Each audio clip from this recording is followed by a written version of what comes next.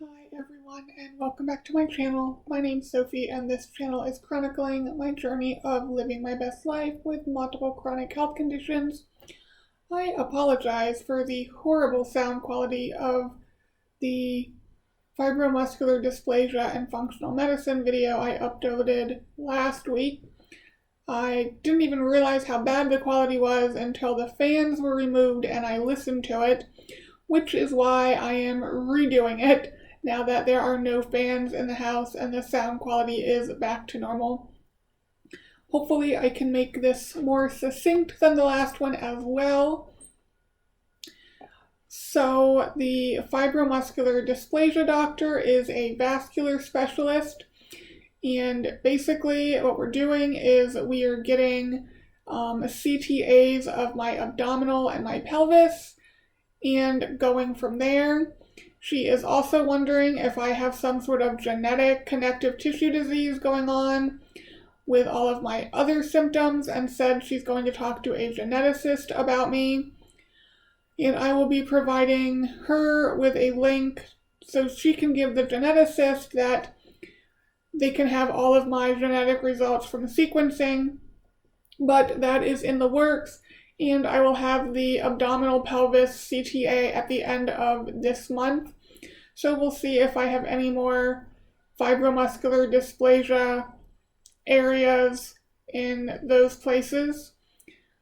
And there's no follow-up. We are going to communicate through my chart and we'll see what the CTAs show and go from there. The only medication she added at this time is a baby aspirin, and I guess we'll just see what happens with those other tests. The functional tests have all come back. I'll start with the one called GI effects, which is looking at a stool sample to see what your microbiome is like, so looking at different bacteria that's in your stool.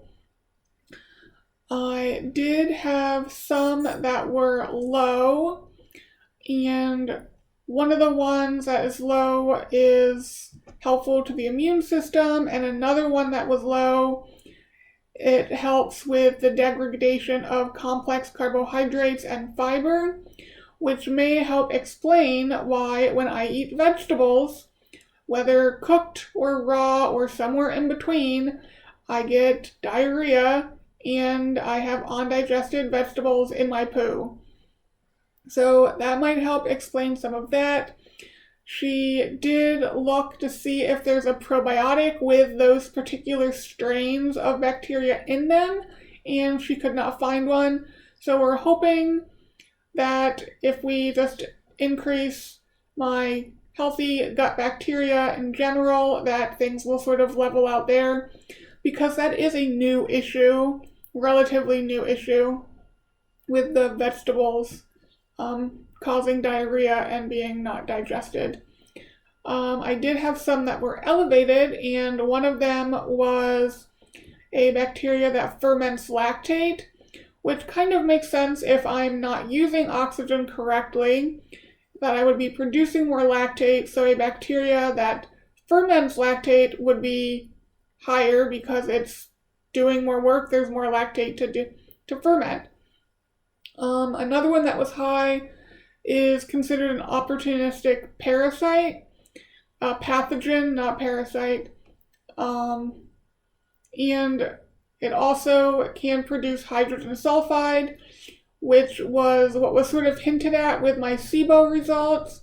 Since the test I took for SIBO didn't directly test for hydrogen sulfide SIBO, it couldn't say that's what I had. But since I had no change in anything, methane, anything in my SIBO test, the explanation did say that when that happens, it could be because of hydrogen sulfide SIBO. And again, since I have higher than you would like of this bacteria in my gut, and it produces hydrogen sulfide, that sort of lends credence to that as well. But again, we're not treating it. We're hoping that I can increase my healthy microbiome and that will take care of things. So on top of the probiotic I'm already taking, she did recommend another probiotic, which should be delivered today. So I will have been taking it for a few days by the time you guys see this video, and we'll see how that goes after a while. Hopefully it helps, because the whole not eating vegetable thing is very weird. The other test was the test originally she said she wasn't like to hold off on, and then as my results came back and they were kind of, I guess, wonky in a way she wasn't expecting, she was more interested in what this test would show, and I will attempt to make a full video on this test. It is a 13-page result, so lots and lots of information here. I do not understand it all. I will try to do some more research and look at results when the brain fog isn't as bad, maybe the weekend. But it looks at 5 different areas. It looks at need for antioxidant support, need for mitochondrial support, need for inflammation support, need for reduced exposure, and need for methylation support. And then it breaks that down into minimal need, moderate need, and high need. So minimal need, I had inflammation support. I'm actually low in omega-6s, which is very strange. I do take an omega-3 supplement, so that's probably why. So she is recommending another omega supplement that has a ratio of omega-3 to omega-6 to boost my omega-6 some. I have moderate need for antioxidant, mitochondrial, and reduced exposure, and high need for methylation support. Basically, she recommended some supplements, some of which I've bought. They're not here yet. One is a sort of like a mitochondrial support. It has a lot of different things in it. My results showed that I'm basically deficient in all of the B vitamins, and as well as vitamin C, alpha lipoic acid, which was on my list of things to start taking. I just haven't gotten there yet, as well as glutathione. And the vitamin C, alpha lipoic acid, and glutathione were in the high need category. And then all of the B vitamins, except for biotin, were in the moderate need category, as well as some of the minerals, such as magnesium and zinc. So she did suggest I increase my magnesium supplementation. And again, even though the blood levels are showing one thing, it's apparently because my body just isn't utilizing it correctly. And so many things work together that you could have good levels of, let's say, one micronutrient or a B vitamin or a mineral, but if another step down the line you're missing something, this can't be used because down the line is sort of stopped. So everything sort of backs up. And the graphs that are in this 13-page outline really elucidates that well. So I will try to make another video on it specifically. But in terms of supplements, other than the mitochondrial support supplement, which will have the B vitamins that are methylated since I have such poor methylation, which is your detoxification pathway in the body, one of them at least. It has the B vitamins, it has the alpha lipoic acid in it, it has that stuff. A separate glutathione supplement because I am so lacking in glutathione. The probiotic, which I mentioned, the omega supplement, which I mentioned.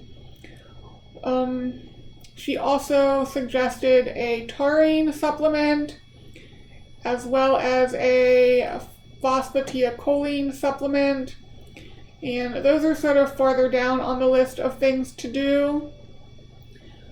But she compared my results on the NutriValve test to those of her patients with cancer who had undergone chemo. That is how poorly my body is functioning at the moment. So hopefully with these supplements we can get these pathways working again, and it's just a matter of not having the right amount of these vitamins, minerals, and substances, and not a matter of my body being unable to use them correctly, which obviously we won't know until we increase the levels of some of them, since the levels of some of them are quite low. And we'll see if that makes a difference. I am cautiously optimistic.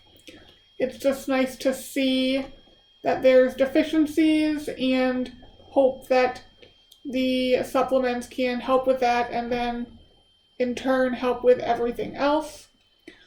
This was not shorter than the first video, so I apologize for that, but hopefully the sound is better at least, and I may have explained things better, I don't know. And I will try to make a video just on the NutriValve test because again, it is fascinating with everything it explains and the graphs and just how it shows how where you might be deficient in something, that deficiency could cause an excess somewhere else because that substrate is in turn not being used. But that's going to be it for this video. I hope you guys are having a good day, and I will talk to you guys next time. Bye guys.